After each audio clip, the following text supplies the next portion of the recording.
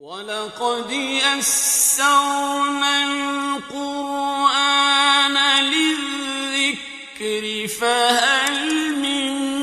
مُّدَّكِرٍ الحمد لله رب العالمين والصلاة والسلام على أشرف الأنبياء والمرسلين أما بعد فأعوذ بالله من الشيطان الرجيم من همزه ونفخه ونفثه بسم الله الرحمن الرحيم رب اشرح لي صدري ويسر لي أمري واحلل عقدة من لساني يفقه قولي اللهم انفعنا بما علمتنا وعلمنا ما ينفعنا وزدنا علما فبشر عباد الذين يستمعون القول فيتبعون أحسنه أولئك الذين هداهم الله وأولئك هم أولو الألباب إن الذين يؤذون الله ورسوله لعنهم الله في الدنيا والآخرة وأعد لهم عذابا مهينا والذين يؤذون المؤمنين والمؤمنات بغير ما اكتسبوا فقد احتملوا بهتانا وإثما مبينا يا أيها النبي قل لأزواجك وبناتك ونساء المؤمنين يدنين عليهن من جلابيبهن ذلك أدنى أن يعرفن فلا يؤذين وكان الله غفورا رحيما لئن لم ينته المنافقون والذين في قلوبهم مرض والمرجفون في المدينة لنغرينك بهم ثم لا يجاورونك فيها إلا قليلا ملعونين أينما ثقفوا أخذوا وقتلوا تقتيلا سنة الله في الذين خلوا من قبل ولن تجد لسنة الله تبديلا يسألك الناس عن الساعة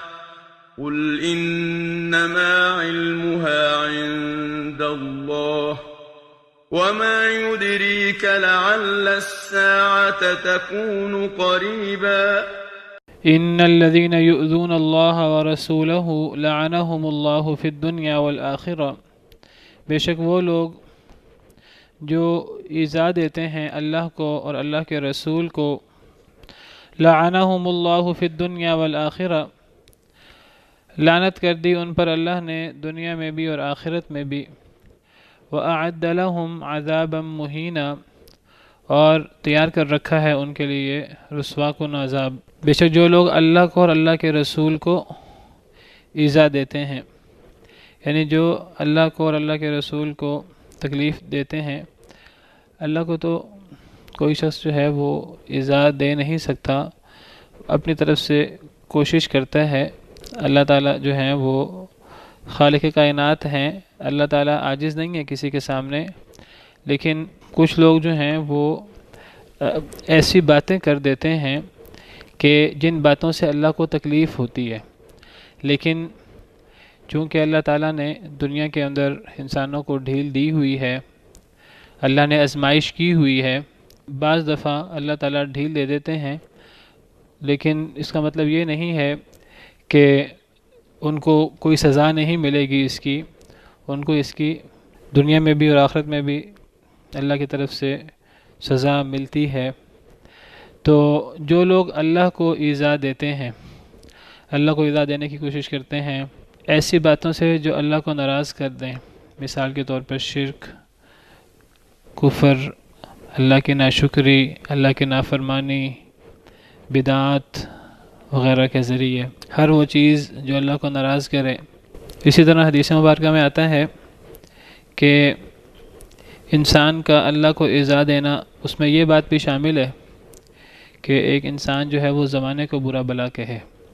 جس مبارکہ میں آتا ہے کہ ابن آدم جو ہے وہ مجھے ایذا دیتا ہے، مجھے تکلیف دیتا ہے، صحیح بخاری کی روایت ہے، وہ مجھے اس طرح تکلیف دیتا ہے کہ وہ یسب الدہر، وہ زمانے کو گالی نکالتا ہے، زمانے کو برا بلا کہتا ہے، وَأَنَا الدَّهْرُ، حالانکہ میں ہی زمانہ ہوں، میں ہی زمانہ ہوں، یعنی اس کی آگے وضاحت آئی اقلب اللیل والنہار، کہ رات اور دن کو الٹ پلٹ کرنے والا، رات اور دن کو پیدا کرنے والا، ان کو ایک دوسرے کے آگے پیچھے لانے والا، یہ میں ہی ہوں۔ تو اگر ایک شخص جو ہے وہ زمانے کو برا کہے گا تو وہ در حقیقت جو ہے وہ اللہ تعالیٰ کی تقدیر کو برا کہہ رہا ہے، وہ در حقیقت اللہ کو ایذا دے رہا ہے، اللہ کو برا کہہ رہا ہے۔ تو انسان کو جو ہے وہ زمانے کو برا نہیں کہنا چاہیے، زمانہ برا نہیں ہوتا، سال، مہینے، دن برے نہیں ہوتے، اصل میں تو انسان کے اعمال برے ہوتے ہیں جن کی وجہ سے انسان کو بعض دنوں میں، بعض اوقات انسان کو اپنے اعمال کا وبال بھگتنا پڑتا ہے، ورنہ نہ کسی گھنٹے میں، نہ کسی دن میں، نہ کسی مہینے میں، نہ کسی سال میں کوئی نحوست، کوئی برائی ہوتی ہے۔ ظہر الفساد فی البر والبحر بما کسبت ایدی الناس، خشکی اور تری میں فساد ہو گیا ہے اس وجہ سے جو لوگوں کے ہاتھوں نے کمایا۔ تو لوگوں کے گناہ کرنے سے، لوگوں کے اللہ کے نافرمانی کرنے سے لوگوں کے حالات خراب ہوتے ہیں، خشکی اور تری میں فساد ہوتا ہے۔ وما اصابکم من مصیبت فبما کسبت ایدیکم،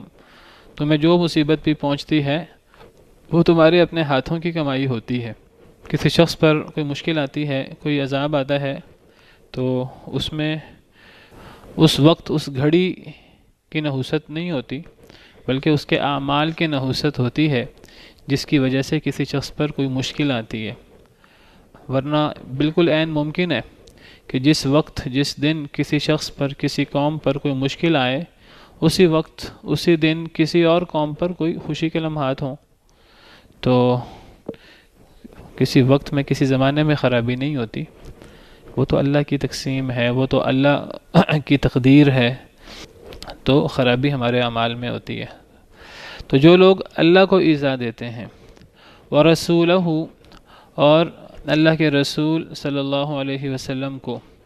اللہ کے رسول صلی اللہ علیہ وسلم کو ایذا دینا، آپ کو تکلیف پہنچانا، اس سے مراد باتوں کے ذریعے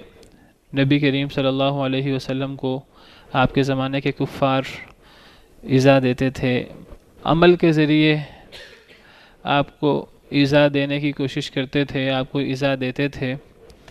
کبھی آپ کو جھوٹا کہتے، کبھی آپ کو جادوگر کہتے، آپ کی باتوں کو جھٹلاتے، دیوانہ اور پتہ نہیں کیا کیا آپ کو کہتے، اور اسی طرح عملاً بھی نبی کریم صلی اللہ علیہ وسلم کو تکلیفیں دیں، مارا پیٹا، آپ کو شہید کرنے کی سازشیں کیں، کئی دفعہ آپ کو زخمی بھی کر دیا۔ اور اسی طرح اللہ تعالیٰ کے نبی صلی اللہ علیہ وسلم کوئی حکم دیں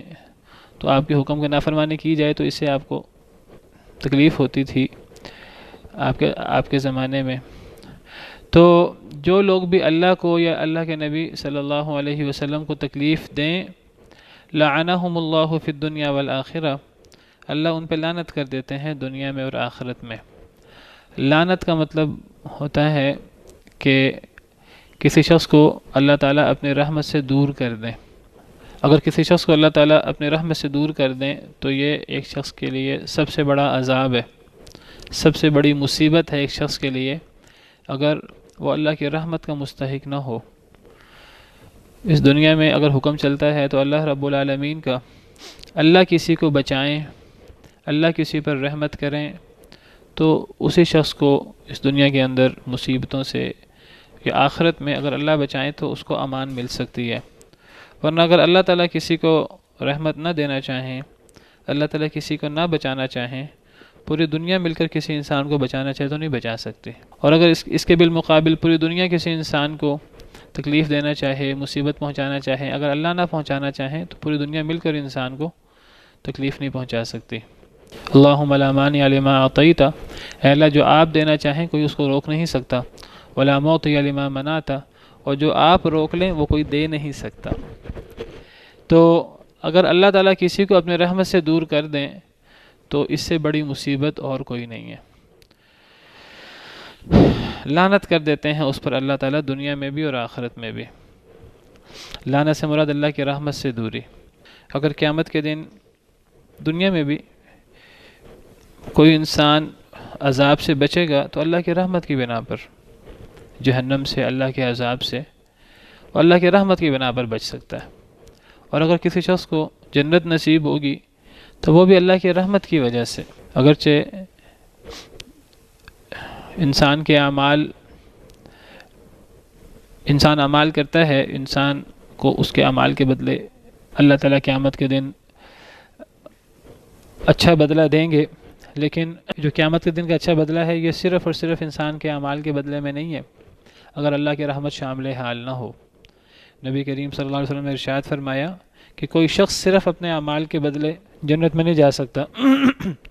صحابہ کرام نے عرض کی، اے اللہ کے نبی صلی اللہ علیہ وسلم، کیا آپ بھی؟ آپ نے فرمایا میں بھی صرف اپنے اعمال کے عوض جنت میں نہیں جا سکتا جب تک اللہ کی رحمت شامل حال نہ ہو۔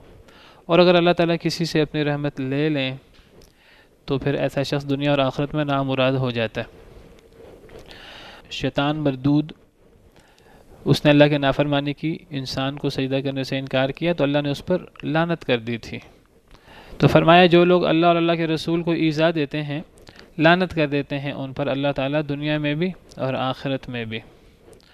وَأَعَدَّ لَهُمْ عَذَابًا مُهِينًا، اور اللہ نے تیار کر رکھا ہے ایسے لوگوں کے لیے عذابًا مہینہ، ایسا عذاب جو رسوا کر دینے والا ہے۔ تو اللہ اور اللہ کے رسول کو تکلیف دینے کی سزا لعنت ہے۔ لعنت اتنا بڑا اللہ کا عذاب ہے کہ اللہ تعالیٰ نے منع کیا ہے کہ کسی انسان کو کسی دوسرے انسان پر لعنت نہیں کرنی چاہیے بلا وجہ۔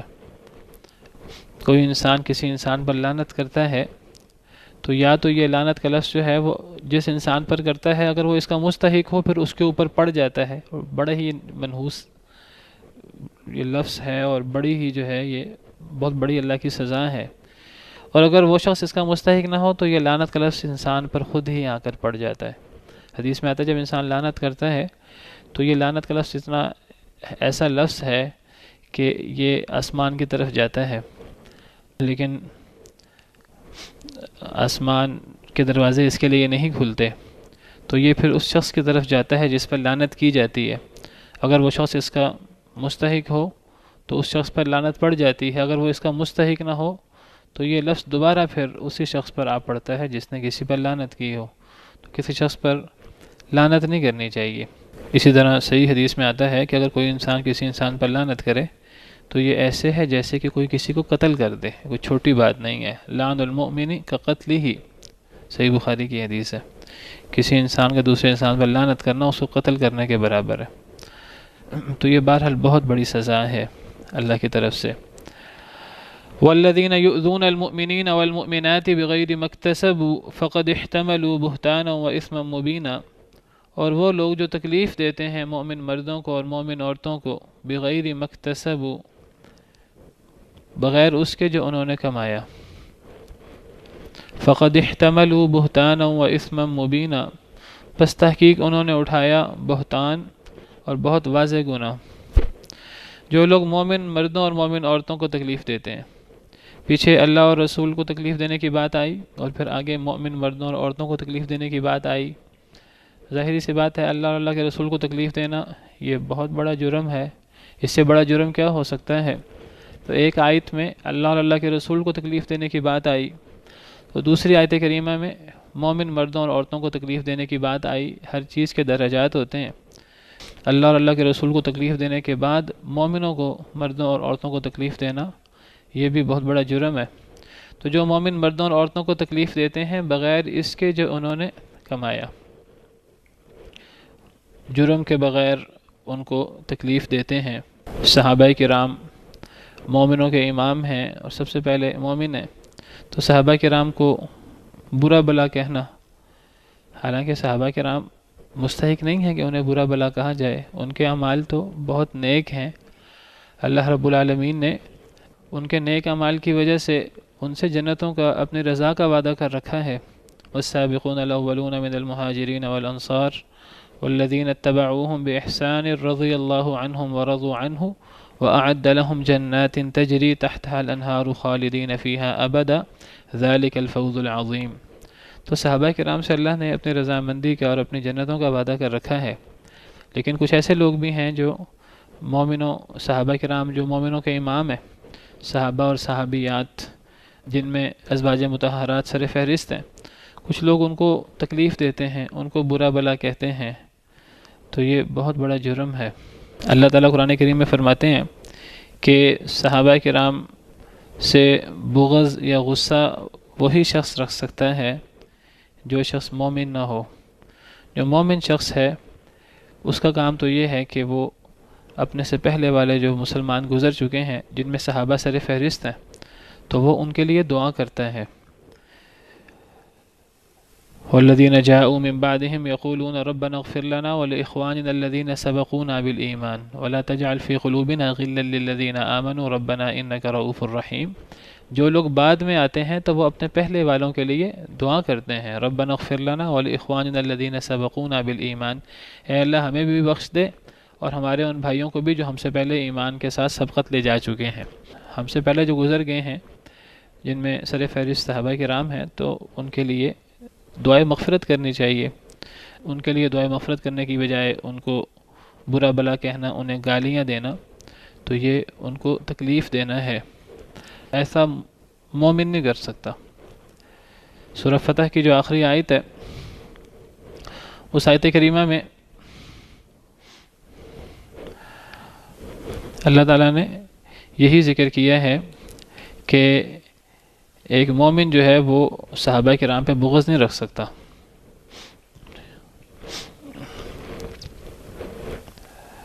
سورہ فتح آیت نمبر 29، تو اس میں اللہ تعالیٰ فرماتے ہیں،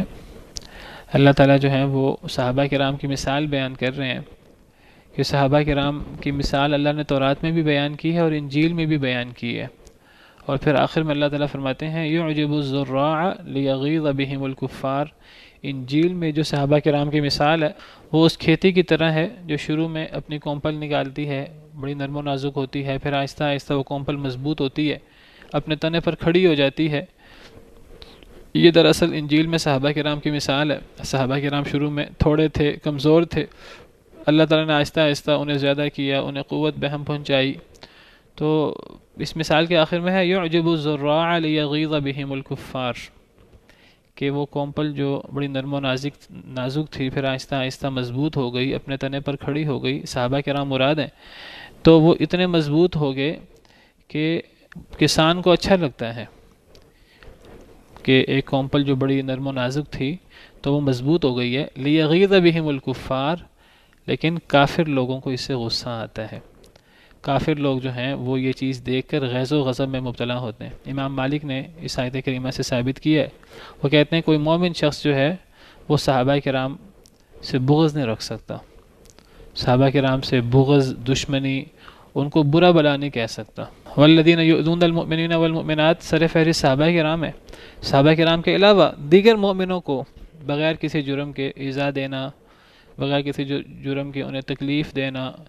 ان پہ ظلم و تشدد کرنا یا انہیں باتوں سے برا بلا کہنا، تو فرمایا کہ جو لوگ ایسا کرتے ہیں فقد احتملوا بہتانا و اثما مبینا، پس تحقیق انہوں نے اٹھایا ہے بہتان کا بوجھ اٹھایا ہے، اور بہت واضح گناہ انہوں نے اٹھایا ہے، بہت بڑے گناہ کے وہ مستحق ہوئے ہیں۔ بہتان سے مراد کسی شخص کے بارے میں کوئی ایسی بات کہنا ہوتا ہے جو اس شخص کے اندر ہے ہی نہیں، کسی شخص کے بارے میں غلط الزام لگا کر اس شخص کو بدنام کرنا اور اس شخص کو برا بلا کہنا کسی ایسی بات کی وجہ سے جو اس شخص نے کہی ہی نہیں۔ اور اگر کسی شخص کے بارے میں کوئی ایسی بات کہی جائے اس کے عدم موجودگی میں جو بات اس کے اندر پائی جاتی ہے تو اسے غیبت کہتے ہیں۔ غیبت اور بہتان کا فرق یہ ہے کہ کسی شخص کے عدم موجودگی میں اس کے بارے میں کوئی ایسی منفی بات کرنا، اس کی کوئی ایسی برائی کرنا جو چاہے اس کے اندر موجود ہو، اس کے عدم موجودگی میں اس کی برائی کرنے والا چاہے کوئی سچی بات کر رہا ہو لیکن وہ ایسی بات ہے کہ اگر وہ شخص سنے اسے برا لگے، اگرچہ وہ بات اس کے اندر موجود ہے، تو اسے غیبت کہتے ہیں۔ تو غیبت بھی بہت بڑا گناہ ہے۔ وعلیکم السلام ورحمۃ اللہ وبرکاتہ۔ تو غیبت کی مثال سورہ حجرات میں ایسے دی گئی کہ جیسے کوئی شخص اپنا مردہ بھائی کا گوشت کھائے، تو یہ غیبت کی مثال ہے۔ تو بہتان تو کسی اپنے بھائی کی عدم موجودگی میں اس کے بارے میں ایسی بات کرنا جو اس کے اندر ہے ہی نہیں، اس کے اندر وہ بات موجود ہو پھر اس کا ذکر کرنا جائز نہیں ہے، اور یہ غیبت ہے اور اس کا اتنا بڑا گناہ ہے۔ تو بہتان تو ایسی بات ہے جو اس شخص نے کہی ہی نہیں۔ اور ایک تیسری چیز بھی ہوتی ہے، اس کو افک کہتے ہیں۔ افک کہتے ہیں کہ سنی سنائی بات سن کر اس بات کو آگے پھیلا دینا تحقیق کیے بغیر، اسے افک کہتے ہیں۔ تو یہ آپ سمجھے کسی کے عدم موجودگی میں اس کے بارے میں بری بات اگر کی جائے تو اس کی 3 صورتیں ہوتی ہیں۔ ایک صورت تو یہ ہے کہ کسی کے عدم موجودگی میں اس کے بارے میں کوئی ایسی بات کی جائے جو واقعی ہی اس میں پائی جائے۔ اگر یہ چیز اصلاح کی غرض سے ہو، کوئی شخص جو ہے وہ ہم سے مشورہ مانگ رہا ہے کسی شخص کے بارے میں، اس نے اس سے تجارت کرنی ہے، کوئی رشتہ داری کرنی ہے، کوئی رشتہ وغیرہ کرنا ہے، تو ایسے موقع پر اس کے بارے میں کوئی بات ہو تو وہ اس کو بتائی جا سکتی ہے، کوئی منفی بات اصلاح کی غرض سے۔ کسی بچے کے ماں باپ کو اس بچے کے بارے میں بتانا کہ اس بچے میں یہ خرابی ہے، اصلاح کی غرض سے۔ لیکن اگر اصلاح مقصود نہ ہو، ویسے ہی کسی کے عیب اچھالنا مقصود ہو، تو عیب اچھالنے کی غرض سے کسی کے عدم موجودگی میں کوئی ایسی بات کر دینا چاہے اس میں موجود ہو، تو یہ غیبت ہے۔ حضرت حسن بصری کا قول ہے کہ کسی کے عدم موجودگی میں بات کرنے کی 3 صورتیں ہیں اور تینوں بہت بڑا گناہ ہیں اور تینوں قرآن میں موجود ہیں۔ تو وہ کہتے ہیں کسی کے عدم موجودگی میں کوئی ایسی بات کرنا جو اس میں موجود ہو، یہ غیبت ہے اور اس کی قرآن میں مذمت ہے۔ اور کسی کے بارے میں کوئی ایسی بات کرنا جو سنی سنائی بات ہو، جو افواہ ہو، کسی انسان کو اس کی تحقیق نہ ہو لیکن سنی سنائی بات سن کے وہ آگے کر دے، تو اس کو افک کہتے ہیں۔ تو یہ اس کا ذکر بھی سورہ نور میں واقعہ افک میں موجود ہے۔ اور تیسری صورت کہ کوئی شخص کسی کے بارے میں کوئی ایسی بات کہے جو اس کے اندر ہے ہی نہیں۔ ایک بندہ کسی کو صرف بدنام کرنے کے لیے، اس کو پتہ ہے اس کے اندر یہ بات نہیں ہے، لیکن کسی کو بدنام کرنے کے لیے کوئی بات کہے تو اسے بہتان کہتے ہیں۔ تو بہتان ان میں سے سب سے بڑا گناہ ہے۔ تو بہرحال جو مومن مردوں اور عورتوں کو ایذا دیتا ہے اس کے بغیر جو انہوں نے کمایا، فقد احتملوا بہتانا و اثما مبینا، پس تحقیق انہوں نے بہتان کا بوجھ اٹھایا اور بہت بڑا گناہ کا بوجھ اٹھایا۔ یا ایہا النبی قل لازواجک و بناتک و نساء المؤمنین یدنین علیہن من جلابیبہن، اے نبی صلی اللہ علیہ وسلم، قل لازواجک، کہہ دیجئے اپنی بیویوں سے، و بناتک، اور اپنی بیٹیوں سے، و نساء المؤمنین، اور مومنوں کی عورتوں سے، یدنین علیہن من جلابیبہن، کہ وہ لٹکائیں اپنے اوپر اپنی چادریں۔ ذالک ادنی ان یعرفن، یہ زیادہ قریب ہے، ان یعرفن، کہ انہیں پہچان لیا جائے، انہیں پہچان لیا جائے کہ یہ نیک شریف عورتیں ہیں جو اپنے آپ کو ڈھکے ہوئے ہیں، جنہوں نے حجاب کیا ہوا ہے، دور سے دیکھ کے انہیں پہچان لیا جائے۔ فلا یؤذین، تو انہیں تکلیف نہ دی جائے۔ وکان اللہ غفور الرحیم، اور ہے اللہ تعالیٰ بہت بخشنے والا، بہت رحم کرنے والا۔ اس آیت کریمہ سے پتہ لگا کہ نبی کریم صلی اللہ علیہ وسلم کی ازواج مطہرات زیادہ تھیں۔ قل لازواجک، جمع کا صیغہ آیا ہے، وبناتک، بیٹیوں کے لیے بھی جمع کا صیغہ آیا ہے، اور یہاں بیٹیوں سے مراد نبی کریم صلی اللہ علیہ وسلم کی حقیقی بیٹیاں ہیں۔ اگر یہاں بیٹیوں سے مراد، ویسے جیسے میں پیچھے ذکر کر چکا ہوں کہ قوم کی بیٹیاں، امت کی عورتیں، وہ بھی نبی کی بیٹیاں ہوتی ہیں روحانی، اور نبی اپنی قوم کے مردوں عورتوں کا باپ ہوتا ہے روحانی۔ لیکن یہاں بیٹیوں سے مراد قوم کی بیٹیاں نہیں ہیں، یہاں بیٹیوں سے مراد حقیقی بیٹیاں ہیں، کیونکہ امت کی عورتوں کے بارے میں الگ سے الفاظ موجود ہیں، وَنِسَاءِ الْمُؤْمِنِينَ، تو پتہ لگا یہاں بیٹیوں سے مراد حقیقی بیٹیاں ہیں۔ تو یہ بھی پتہ لگا کہ نبی کریم صلی اللہ علیہ وسلم کی بیٹیاں ایک سے زیادہ تھیں، کیونکہ لفظ بنات ہے، لفظ بنت نہیں ہے ادھر۔ آپ کی حقیقی بیٹیاں تو وہ ایک سے زیادہ تھیں۔ بعض حضرات دعویٰ کرتے ہیں کہ نبی کریم صلی اللہ علیہ وسلم کی ایک ہی بیٹی تھی، حضرت فاطمہ، لیکن یہ دعویٰ صحیح نہیں ہے، تاریخی روایات کے بھی خلاف ہے، احادیث مبارکہ کے بھی، قرآن کریم کے بھی۔ نبی کریم صلی اللہ علیہ وسلم کی 4 بیٹیاں تھیں۔ اے نبی صلی اللہ علیہ وسلم کہہ دیجئے اپنی بیویوں سے اور اپنی بیٹیوں سے ونساء المؤمنین اور مومن عورتوں سے، ان سب سے کہہ دیجئے یدنین علیہن من جلابیبہن کہ وہ لٹکائیں اپنے اوپر اپنی چادریں۔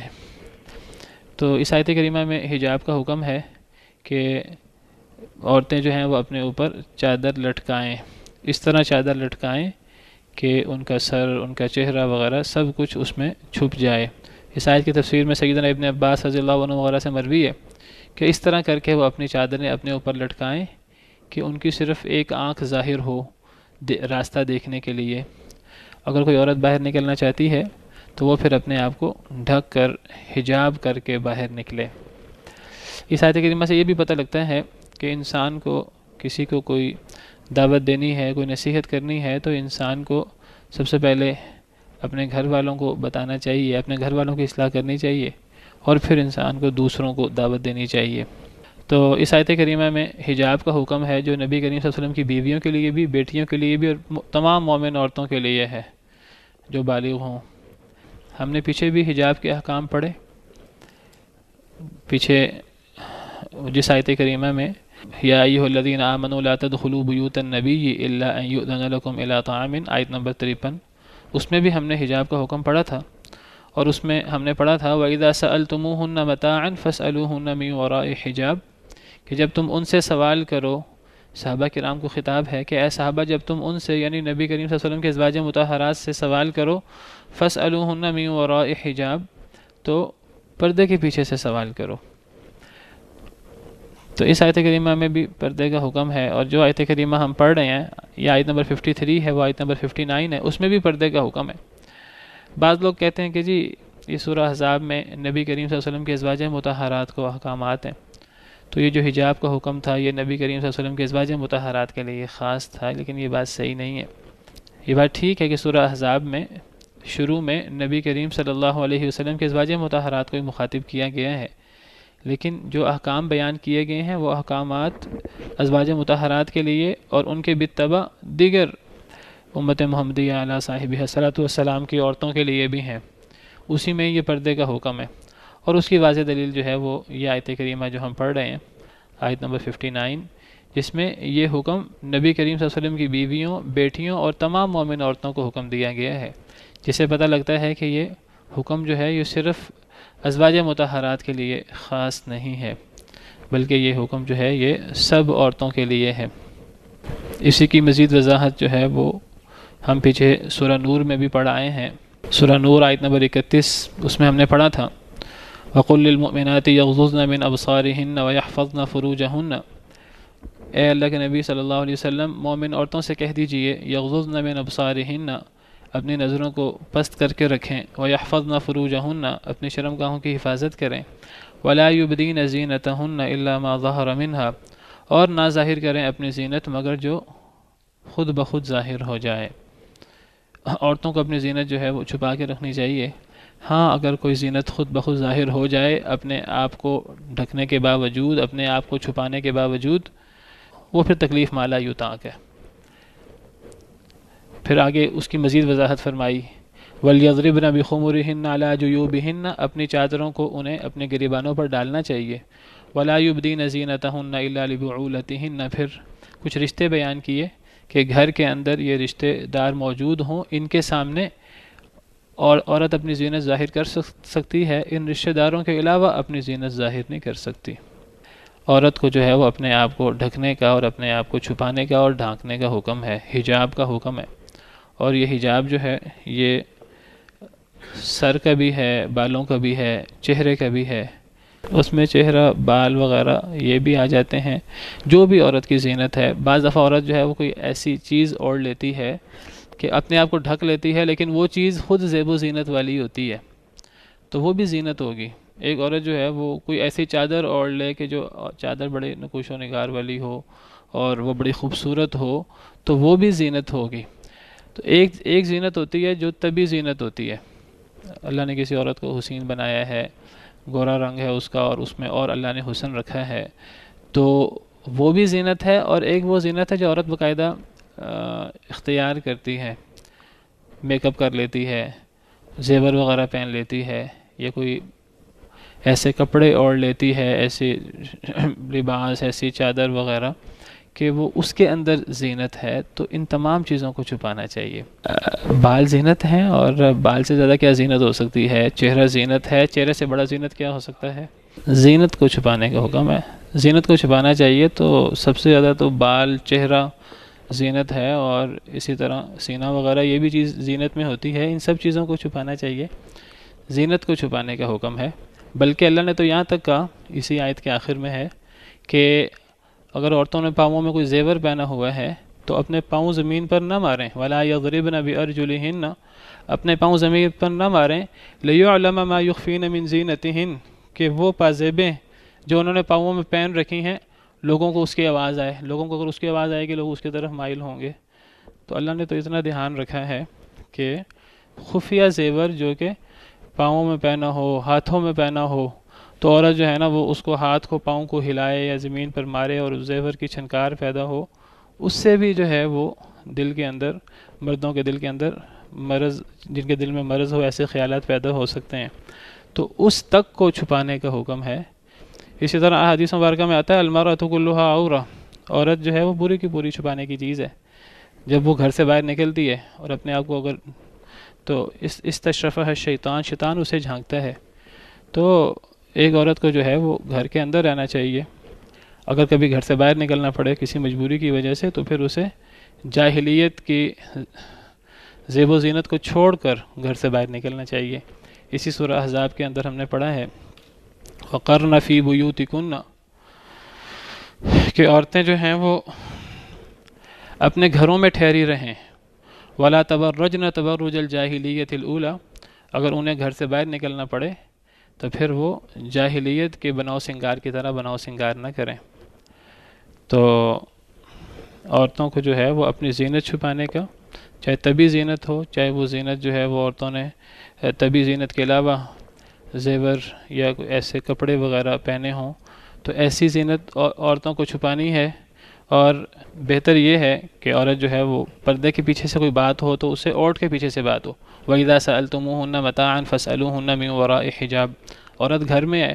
کوئی غیر مرد ہے تو غیر مرد نے اس سے بات کرنی ہے تو وہ عورت پیچھے ہو، دیوار کے پیچھے، دروازے کے پیچھے، پردے کے پیچھے، وہ مرد اور عورت آمنے سامنے ہوں ہی نہ۔ اور اگر ایسی صورت ممکن نہیں ہے کہ وہ پردے کے پیچھے ہو، حجاب کے پیچھے ہو، عورت کو کبھی گھر سے باہر نکلنا پڑے، کوئی ایسی صورت ہو، تو پھر ایسی صورت میں اس آیت میں حکم ہے کہ پھر عورتوں کو اپنے اوپر جو ہے وہ چادر لینی چاہیے۔ یدنین علیہن من جلابیبہن، اپنے اوپر چادر ڈال کے رکھیں۔ اور یہ چادر جو ہے وہ ڈالنے کا حکم صرف ازواج مطہرات کو نہیں ہے، ازواج مطہرات، آپ وسلم کی بیٹیوں اور تمام مومن عورتوں کو یہ حکم ہے۔ تو عورتوں کو جو ہے وہ اپنا سر، بال بھی چھپانے ہیں اور اپنا چہرہ بھی چھپانا ہے، اور ہر زینت کی چیز جو ہے وہ چھپانی ہے۔ دیکھیے جی، جس حد تک عورت جو ہے وہ اپنے آپ کو چھپا سکے، اب اگر وہ آنکھیں بھی چھپا لے گی تو اس کے لیے دیکھنا ہی مشکل ہو جائے گا، لیکن یہ ہے کہ وہ حضرت ابن عباس وغیرہ کی رائے یہ ہے کہ وہ یعنی کم سے کم جو ہے وہ اس کا ظاہر ہو، 2 آنکھوں کے بجائے بھی 1 آنکھ ظاہر ہو تو زیادہ بہتر ہے۔ تو بہرحال، لیکن کچھ عورتیں ہیں وہ حجاب لیتی ہیں، وہ حجاب کے ساتھ وہ آنکھوں کی جگہ خالی چھوڑتی ہیں، اور وہ آنکھوں کی جگہ کافی خالی چھوٹی ہوتی ہے، تو وہ مناسب نہیں ہے۔ اگر جن آنکھوں سے دیکھنا ہے، اگر وہ آنکھیں ظاہر کرنی ہیں تو کم سے کم جگہ ہو آنکھیں ظاہر کرنے کے لیے۔ کئی عورتیں ایسی ہیں کہ وہ جو ہے وہ آنکھوں کی جگہ چھوڑ دیتی ہیں، باقی حجاب کر لیتی ہیں، لیکن وہ آنکھوں میں کاجل وغیرہ اور اس طرح کی چیز لگائی ہوتی ہے، میک اپ کیا ہوتا ہے آنکھوں کا، وہ نظر آ رہا ہوتا ہے، یا آنکھوں پر کوئی ایسے گلاسز لگا لیتی ہیں کہ وہ گلاسز ہی وہ ایک لحاظ سے جو ہے وہ سیاہ گلاسز، وہ زیب و زینت والی چیز بن جاتی ہے۔ کئی عورتیں ایسی ہیں جو اپنے آپ کو ڈھک لیتی ہیں کسی چادر سے، لیکن وہ جس چادر سے اپنے آپ کو ڈھکتی ہیں وہ چادر بذات خود ایک زینت ہوتی ہے۔ ان تمام چیزوں سے اپنے آپ کو چھپانا چاہیے، زینت چھپانی ہے اپنی، چاہے وہ طبی زینت ہو، چاہے وہ طبی زینت کے علاوہ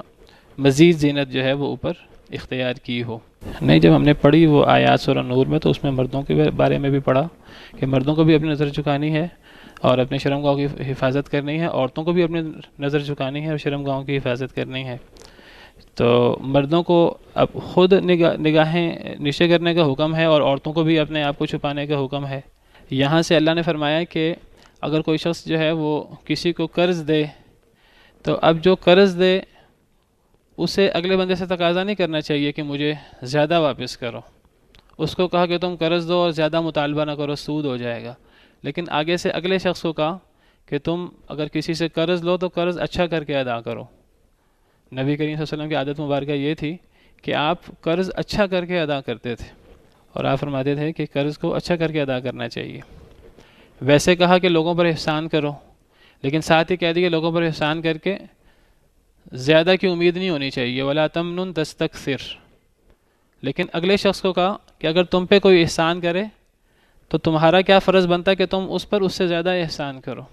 اسلام میں دونوں طرف سے احکامات موجود ہیں تاکہ زیادہ سے زیادہ بہتری پیدا ہو. یہاں سے عورتوں کو حکم ہے اپنے آپ کو ڈھکنے کا اور اپنے آپ کو چھپانے کا، وہاں سے مردوں کو بھی حکم ہے. مرد جو ہیں وہ اپنی نظریں پست کر کے رکھیں. مردوں کو بھی حکم ہے اور عورتوں کو بھی حکم ہے اپنی نظریں پست کر کے رکھیں اور اپنے شرمگاہوں کی حفاظت کریں. ذَلِكَ أَدْنَىٰ أَن يُعْرَفْنَ فَلَا يُؤْذَيْنَ. یہ زیادہ قریب ہے کہ وہ پہچان لی جائیں. فَلَا يُؤْذَيْنَ تو انہیں تکلیف نہ دی جائے، لوگوں کو پتہ لگ جائے کہ یہ با کردار با حیا عورتیں ہیں. اور یہ معاشرے کے اندر یہ بات عام ہے اور باقاعدہ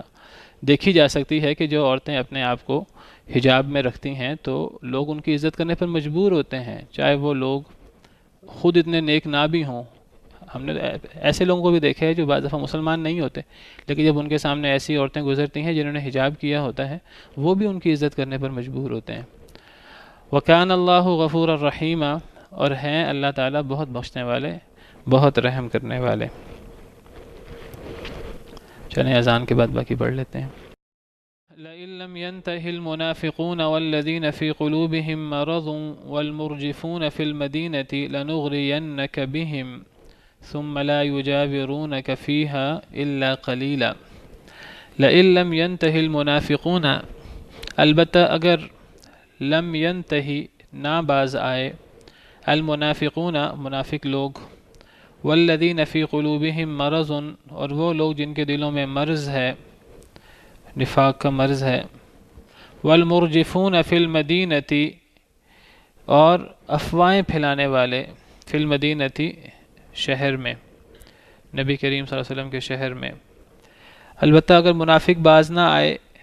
اور وہ لوگ جن کے دلوں میں مرض ہے نفاق کا، شک کا، اور شہر میں افواہیں پھیلانے والے یہ باز نہ آئے اپنی حرکتوں سے، لَنُغْرِيَنَّكَ بِهِمْ البتہ ہم مسلط کر دیں گے آپ کو ان پر.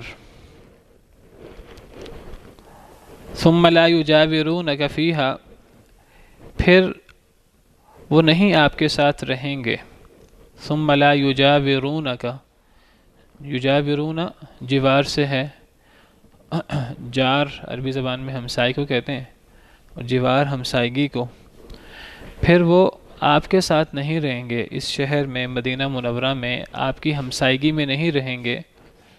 کیونکہ ہم آپ کو ان پر مسلط کر چکے ہوں گے. کس بارے میں مسلط کر چکے ہوں گے؟ ہم آپ کو ان کے خلاف مسلط کر چکے ہوں گے اور آپ ان کا کلا کما کر دیں گے اور آپ ان کو جو ہیں وہ سزا دے کر اور ان کو آپ پھر نکال دیں گے، پھر وہ آپ کے ساتھ رہ نہیں سکیں گے. الا قلیلا مگر تھوڑا. منافق لوگ جن کے دلوں میں نفاق کا، شکوک و شبہات کا مرض تھا، یہ لوگ افواہیں پھیلاتے رہتے تھے. کبھی افواہ پھیلا دی کہ فلاں لشکر جرار آ رہا ہے تو ان کا مقابلہ کرنا ہمارے لیے مشکل ہوگا. کبھی کوئی جھوٹی سیدھی جو ہے وہ افواہ پھیلا دی. تو افواہیں پھیلانا یہ مسلمانوں کے مورال کو بڑا کمزور کرتا ہے، اور اللہ نے بلا وجہ باتوں کو سنا کر آگے پھیلانے سے، افواہیں پھیلانے سے منع فرمایا ہے. تو اللہ تعالیٰ یہاں فرما رہے ہیں کہ یہ جو منافق قسم کے لوگ جو ہیں وہ افواہیں پھیلاتے تھے مسلمانوں کے دشمنوں کے بارے میں کہ دشمنوں کا لشکر آ رہا ہے، دشمنوں کی قوت کے بارے میں، مسلمانوں کی کمزوری کے بارے میں، مسلمان تھوڑے ہیں، ہتھیار کم ہیں، اور دشمنوں کے بارے میں جو ہے وہ دشمن کے پاس ہتھیار بہت زیادہ ہیں، وہ بہت زیادہ تعداد میں ہیں. جو اس قسم کی الٹی سیدھی افواہیں پھیلانے والے ہیں، اگر یہ لوگ باز نہ آئے تو کیا ہوگا کہ اے نبی صلی اللہ علیہ وسلم، ہم آپ کو ان پر مسلط کر دیں گے، ان کی سزا پر، اور آپ پھر ان کو سزا دیجیے گا اللہ کے حکم سے۔ ثم لا یجاورونک فیہا، پھر وہ نہیں آپ کے ساتھ رہ سکیں گے فیہا، مدینہ منورہ میں، اس شہر میں، الا قلیلا، مگر تھوڑا عرصہ۔ ملعونین، ایسے لوگ لعنتی ہیں، قابل لعنت ہیں ایسے لوگ۔ اینما ثقفوا اخذوا وقتلوا تقتیلا، جہاں بھی ان کو پایا جائے، ان کو پکڑ لیا جائے اور ان کو بے دردی کے ساتھ قتل کر دیا جائے، ان کے ٹکڑے ٹکڑے کر دیے جائیں۔ ایسے لوگ جو ہیں، جو افواہیں پھیلانے والے، مسلمانوں کے خلاف اور مسلمانوں کا مورال ڈاؤن کرنے کی کوشش کرنے والے، گویا کہ ایسے لوگ جو ہیں وہ کافروں کے جاسوس کی حیثیت رکھتے ہیں، تو ایسے لوگ جو ہیں وہ لعنتی ہیں، اللہ کے رحمت سے دور ہیں۔ جہاں بھی وہ پائے جائیں ان کو پکڑا جائے اور ان کو قتل کر دیا جائے بے دردی کے ساتھ۔ اس کے بارے میں دو آراء ہیں مفسرین کی۔ بعض مفسرین کہتے ہیں کہ یہ بد دعا ہے، ایسا کرنے کا حکم نہیں ہے، لیکن ان کے بارے میں سخت قسم کے الفاظ ہیں اور سخت قسم کی وعید ہے، تو یہ اصل میں بد دعا ہے ان کے لیے، اور بد دعائیہ انداز ہے کہ ان کے لیے اللہ کے ہاں جو ہے وہ کتنا برا مقام ہے۔ اور بعض مفسرین کے مطابق یہ بد دعائیہ کلمات نہیں ہیں، بلکہ یہ ان کی حقیقی سزا ہے کہ جو شخص ایسا کام کرے تو اس کو اتنی کڑی سزا ملنی چاہیے۔ اور وہ مفسرین کہتے ہیں کہ شروع میں منافقین جو ہے، جب نبی کریم صلی اللہ علیہ وسلم مدینہ منورہ تشریف لائے، مکہ مکرمہ میں تو منافقین تھے نہیں۔ منافقین کا ظہور ہوتا ہے جب اسلام غالب ہو، تو منافقین جو ہیں وہ دنیاوی مفاد، ظاہری مفاد حاصل کرنے کے لیے، دل کے اندر ان کے ایمان نہیں ہوتا، تو اپنے آپ کو شو کرتے ہیں کہ ہم جو ہے وہ مسلمان ہیں۔ جنگ بدر کے بعد خاص طور پہ منافقین کا ظہور ہوا تھا، اور منافقین جو ہیں یہ مسلمانوں کو نقصان پہنچاتے رہے، جاسوسی کرتے رہے، اور اس قسم کی افواہیں، اور ہمیشہ جو ہے انہوں نے مسلمانوں کو نقصان پہنچانے میں کوئی کمی نہیں چھوڑی۔ تو یہ سورہ احزاب کی آیات بالکل آخری دور کی ہیں۔ تو جو مفسرین کہتے ہیں کہ یہ بد دعائیہ کلمات نہیں ہیں بلکہ یہ ان کی سزا ہے، وہ کہتے ہیں کہ منافقین کے ریشہ دوانیوں سے اور ان کی جاسوسیوں اور ان کے کرتوتوں سے تنگ آ کر آخرکار ان کے لیے یہ حکم جاری کر دیا گیا۔ اور جب منافقین نے دیکھا کہ اتنا سخت حکم ہے، تو منافقین جو ہے وہ اپنی حرکتوں سے، انہوں نے حرکتوں کو کنٹرول کیا، کیونکہ بڑے سخت قسم کے احکامات آگے تھے۔ دونوں قسم کی تفسیر موجود ہے۔ ایک تفسیر یہ ہے کہ یہ بد دعائیہ کلمات ہیں، ایک تفسیر یہ ہے کہ یہ باقاعدہ حقیقی ان کی سزا بیان ہوئی تھی، لیکن انہوں نے اپنے آپ کو کنٹرول کیا، تو وہ ملعونین، لعنت کر دیے گئے ہیں، جہاں بھی ان کو پایا جائے ان کو پکڑ لیا جائے، وقتلوا تقتیلا، اور انہیں ٹکڑے ٹکڑے کر دیا جائے یا انہیں بے دردی سے قتل کر دیا جائے۔ سنت اللہ فی الذین خلو من قبل، یہ اللہ کا طریقہ کار ہے ان لوگوں میں جو اس سے پہلے گزر چکے، جو ان سے پہلے لوگ گزر چکے ہیں ان کے بارے میں بھی اللہ کا یہی طریقہ کار تھا۔ ان سے پہلے جن لوگوں نے اس قسم کے سازشیں کی، مسلمانوں کے خلاف ریشہ دوانیاں کی اور اس قسم کی افواہیں پھیلا کر مسلمانوں کا مورال ڈاؤن کرنے کی کوشش کی، تو ایسے لوگوں کے بارے میں پچھلی امتوں میں، پچھلے انبیاء کرام علیہم السلام کی شریعتوں میں بھی یہی سزا تھی، یہی اللہ کا طریقہ کار رہا ہے ان لوگوں کے بارے میں جو ان سے پہلے گزر چکے۔ وَلَن تَجِدَ لِسُنَّةِ اللَّهِ تَبْدِيلًا، اور ہرگز نہیں آپ پائیں گے اے اللہ کے نبی صلی اللہ علیہ وسلم اللہ کے طریقے میں کوئی تبدیلی۔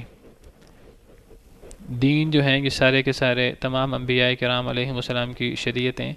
یہ ساری کے ساری در حقیقت ایک ہی دین ہے جس کو دین اسلام کہتے ہیں۔ ان الدین عند اللہ الاسلام، اور یہ تمام انبیاء کا دین ہے، اور اس دین کی بنیادی موٹی موٹی باتیں بھی ایک ہیں، ان میں کوئی فرق نہیں ہے۔ حضرت آدم علیہ السلام سے لے کر نبی کریم صلی اللہ علیہ وسلم تک جو دین ہے وہ دین اسلامی ہے۔ انبیاء کرام علیہم السلام وہ اس طرح ہیں جیسے اللاتی بھائی ہوں، باپ شریک بھائی ہوں، حدیث مبارکہ کے مطابق۔ دینہم واحد، ان کا دین ایک ہے، وَأُمَّهَاتُهُمْ شَتَّى، اور ان کی مائیں مختلف ہیں۔ یہ انبیاء کی مثال ہے۔ جس طرح نسب کے اندر باپ کی اہمیت جو ہے وہ اصل الاصول کی ہوتی ہے، نسب کے اندر باپ کا نسب جو ہے وہ آگے اولاد میں چلتا ہے، ماں کا نسب اولاد میں نہیں چلتا، نسب کے اندر اصل اہمیت باپ کی ہوتی ہے۔ تو فرمایا کہ انبیاء کرام علیہم السلام کا دین جو ہے وہ ایسے جیسے کہ باپ شریک بھائی، تو ان کا دین ایک ہے، یعنی موٹی موٹی باتیں ایک ہے، جس طرح نسب میں باپ کی اہمیت سب زیادہ ہے۔ وَأُمَّهَاتُهُمْ شَتَّىٰ، ان کے مائیں مختلف ہیں، یعنی انبیاء کرام علیہم السلام کی دین کی بعض باتیں، فروعی قسم کی باتیں جو ہیں وہ ان میں فرق ہو سکتا ہے۔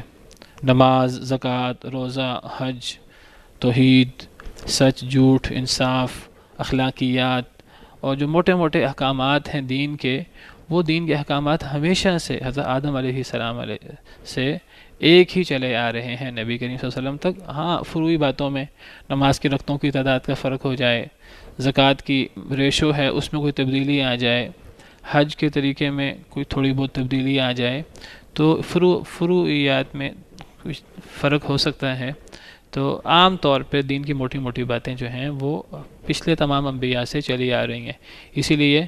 قرآن کریم میں اللہ نے سورۃ الانعام میں ایک جگہ 18 انبیاء کا ذکر فرمایا ہے۔ 18 انبیاء کا ذکر فرمانے کے بعد اللہ فرماتے ہیں اولئک الذین ھدی اللہ فبہداہ مقتدی، یہی وہ لوگ ہیں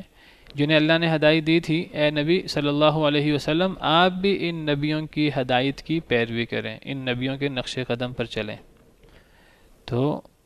تمام انبیاء کرام علیہم السلام کے دین کی موٹی موٹی باتیں ایک ہی تھیں۔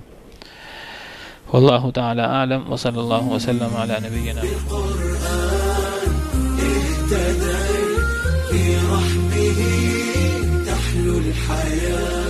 شوقا